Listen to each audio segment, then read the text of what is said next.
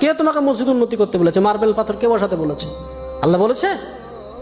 মানুষের ঈমান নাই, নামাজির সংখ্যা নাই, মসজিদে টাইলস বসাতে হবে, এসি বসাতে হবে, কে বলেছে?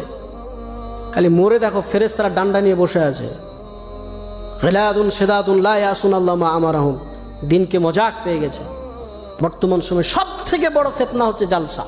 আর জালসাতে যারা মাদ্রাসার কমিটি পক্ষ, দাড়ি চাচা, সুদখোর, বেনামাজি, যার ইসলামের ন্যূনতম ধারণা নেই, ও বক্তা সিলেক্ট করছে, বলছে অমক বক্তাকে নিয়ে এসো, বিশাল ভাইরাল বক্তা, ওকে নিয়ে আসলে লোক হবে আর আদায় বেশি হবে, আমাদের মাদ্রাসা ভালো চলবে।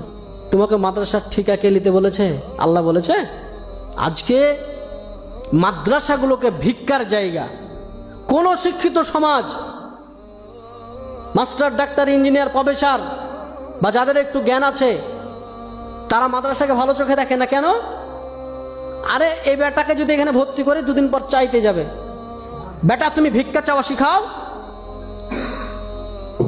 মাদ্রাসাতে এই যে জালসা সিজন, এখন ছোট ছোট বাচ্চাগুলোকে 1 মাস আগে থেকে তো ক্লাস নাই, বাড়ি বাড়ি চাল চাইতে পাঠাচ্ছে, যাও জালসা হবে, খানা হবে। তাই ছোট ছোট বাচ্চাদেরকে যাও বাড়ি বাড়ি চাল চেয়ে নিয়ে এসো।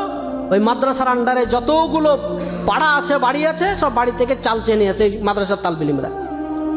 এবার শিক্ষিত সমাজ কোন নজরে দেখবে? আমি তো চাইবো না যে আমার বেটা ওই বাড়ি বাড়ি ছেয়ে বেটাকে আমি চাইবো নাকি? আমি তো জীবনে চাইবো না। আল্লাহ রসুল বলছেন উত্তম হাত যেটা দিল এটা হচ্ছে উত্তম, আর যেটা নিল এটা হচ্ছে অনুত্তম। আরে মুসলমানরা তো দেয়, আর তুমি ভিক্ষা করা শিখাচ্ছ।